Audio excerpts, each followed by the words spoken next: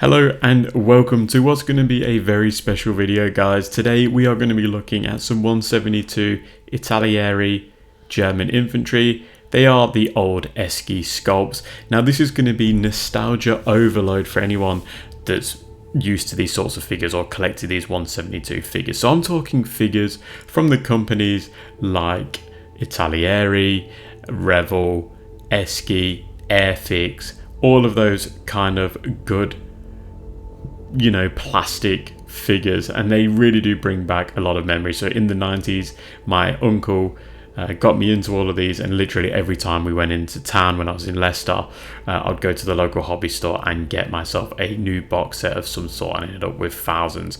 But these somehow found their way into my house, these Italeri, or the old ESCI sculpts of the German infantry, and I watched a video from James Viola. I'll leave a link to his channel in the video description, where he paints some of these old figures up, and it just got me thinking I really need to get a tutorial out on these guys just for the nostalgia aspect. So let's go ahead and get that done. So to start off with, I'm going to prime my figure with Tamiya Surface Primer Light Grey, and I'm going to be very light on the prime, only because the details aren't as, they don't stick out as much as my metal figures. And then once I've got that primer on, I'm going to go ahead and hit the German uniform with German Field Grey World War II. I mean, it's pretty much what it says on the tin. That's going to give us our generic sort of here uniform colour. Now don't forget, here uniforms and the German uniform was a variety of different greens, so don't go with just the one generic green. You can mix it up slightly just for adding in that variation. Now for the webbing, I'm going to use German camo medium brown. Now some of you might be looking at this going, well, actually you should be using a black leather colour, which you wouldn't be wrong. But for this scale and the fact that some of the details on here are hard to capture, I thought a brighter colour would be better for the webbing. But if you want to change that up, definitely go ahead and do that. But German camo medium brown is a good alternative if you want something just a little bit lighter that's going to stick out a little bit more. Now we're moving on to khaki. Khaki is going to be a great colour for the MP40 pouches, his bread bag, if he had a rifle sling. I don't believe any of these figures had a rifle sling. And also his Zeltbahn cover that's on his back there. I'm not going with camo on here purely because these are, in terms of the quality of the miniatures, aren't as good as my medals, and I just wanted to get something out quickly and that will look good on the tabletop. So with that in mind, making this as easy as I can do, I'm going to go ahead and use US dark green for any of the sort of items that you can see now. So the gas mask, the canteen, if you had an ammo box, for example, any ammunition boxes on his MG42 or whatever else he's got, that's what I'll be painting in this color. You get the gist of what I'm trying to get at here. Oh, and there's also got the grenade as well there that I'm going to be capturing in that color. And then for the water bottle, I'm going to use English uniform just to get those both sides in. Don't forget that there's a strap going down the middle as well as the metal top on the water bottle, so don't paint it all in that English uniform. Now talking about metal, we're going to switch around and we're going to go ahead and hit that metal with black grey. So first things first, I'm going to be painting the MP40 in that colour. And this MP40 has got quite a bit of detail. It's probably the most detailed part of this figure, to be completely fair. So you want to make sure when we get to the layering and highlighting process that you pay particular attention to this. I'm also going to be painting the shovel cover in this color as well as his boots. So black grey is getting a good workout here, as well as the top of that water bottle and his belt buckle, which you won't see now, but we'll see that in a little bit. Now if you had any wooden items, he's got a shovel here. I'm going to be painting that in flat earth. If, for example, we had a Kar 98K or Kar 98, then we'll be painting that wood in flat earth as well. Now, I didn't film this part and I've already got ahead of myself and started painting some of the trousers and such, but to wash your figure, I'm going to go with no oil and technical medium at a 1:1 ratio, just to reduce the sharpness of that black wash. It's a black wash, and then we're going to be aiming for something like this. So we're going to try and get the finish on the right, and that involves layering and highlighting. So let's go ahead and do that now.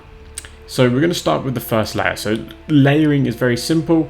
We're using the exact same color we used for the base color, and we're painting in pretty much everything other than the original base color that's in the recesses. So as you can see here, I'm adding in nice little details around the creases, in the folds of the arm there, and then I'm adding in some details on the actual tunic. And I'm painting the majority of the uniform again.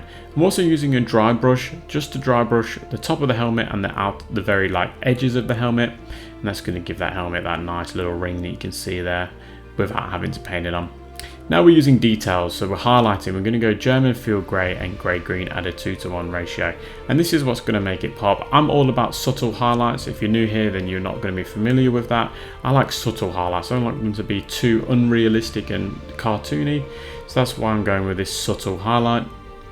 And now this is all about capturing those raised edges. And honestly guys, this process took no time at all. These were a very, very quick miniature to paint, so it is worth the extra effort to get them looking really, really good with this highlight. And then as you can see, I'm also doing the dry brush on the helmet to give that helmet a nice worn look, but make it bright on the very top and the outer edges.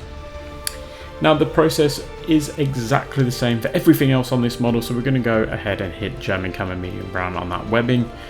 So you can see that you can pretty much paint the straps as is, and you don't really have to be too worried about, you know, making anything look too crazy with the layering.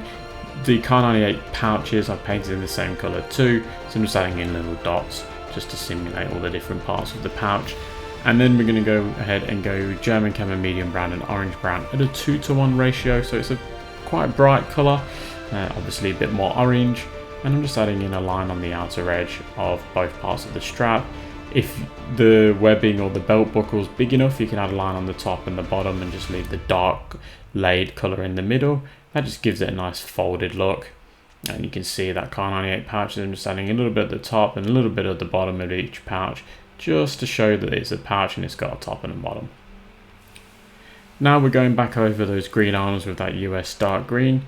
So this canteen here, we've got the various aspects of it. This like a strap that goes right down the middle. I'm just going to paint that green anyway, and then the outer edges of it green. We've got the gas mask canister, which has got lots of details on it, lots of little lines and grooves and such we want to try and capture.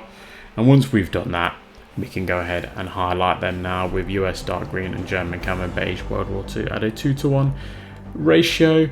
You can see here guys that I'm using a very fine pointed brush. It's a size 0 brush.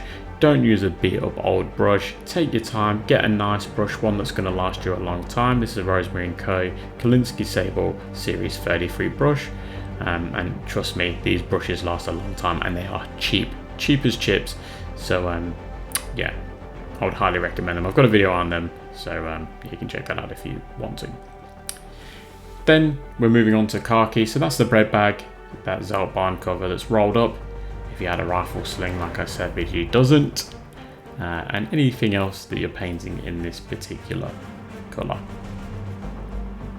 Lots of details and little grooves on that cover now, so it makes painting it very easy, or layering it.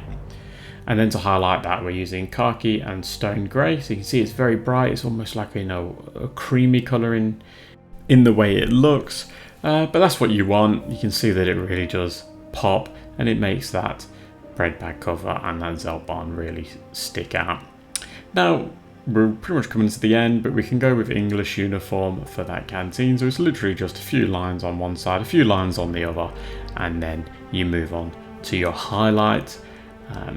Again, look at that fine brush, a very fine tip. It just makes this process so easy. You're not having to clean up anything, and you make very few mistakes with such a nice brush.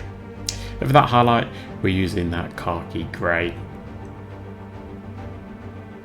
And the principle is pretty much the same, just a blob on one side, a blob on the other, and it is done.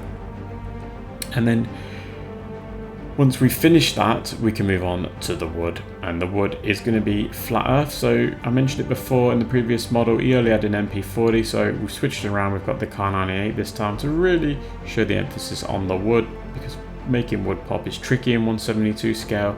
There is a few tricks that we can do.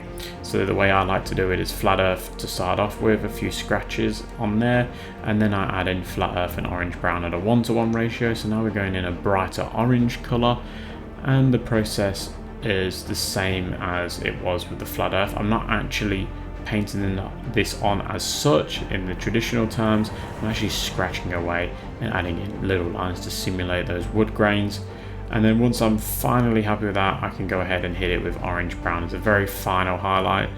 Very little paint on the brush here, and just adding in a few lines across the very top, just making those top panels of that rifle stick out.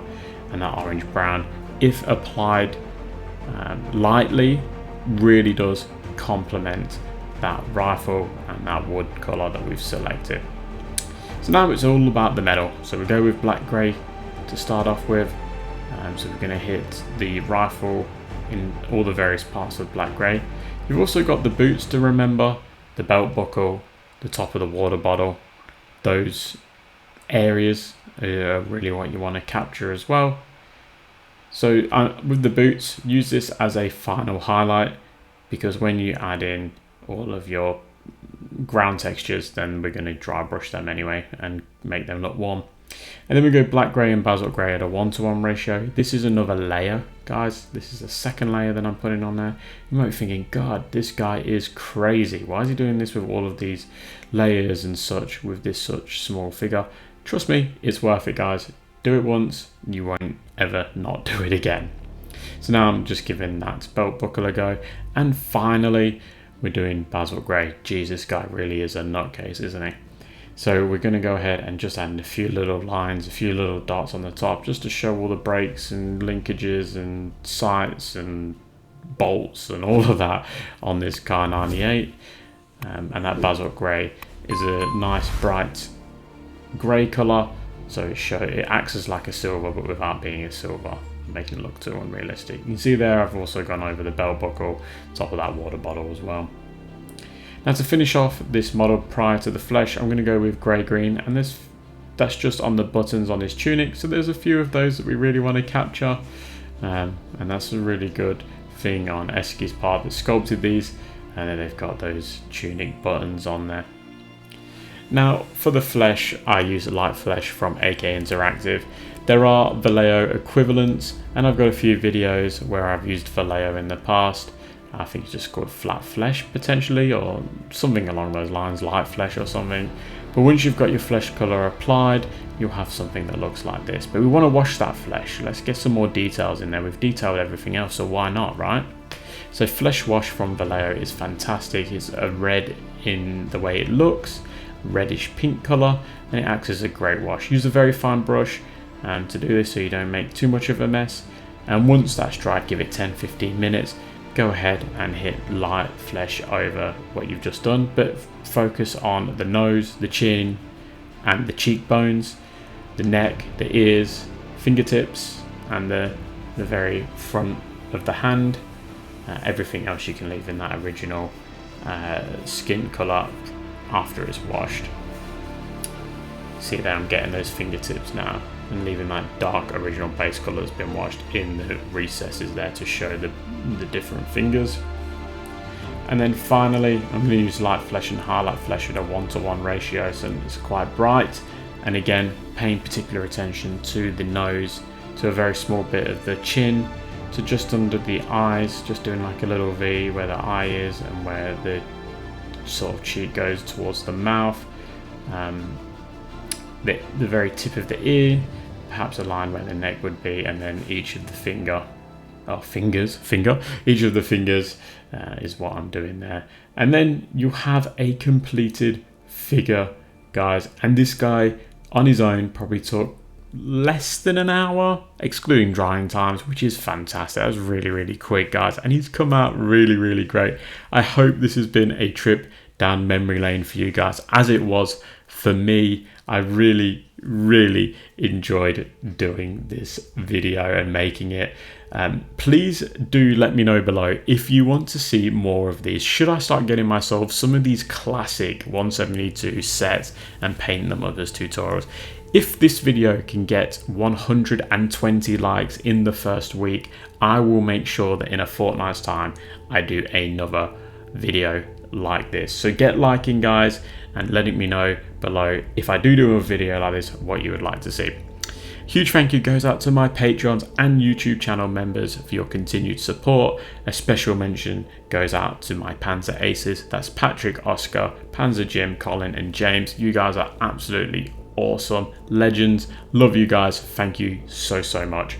If you'd like to join their ranks or the ranks of my other members, you can do so for as little as $1 a month, and it gives you access to a few different perks and such. Anyway guys, I'm going to leave it here.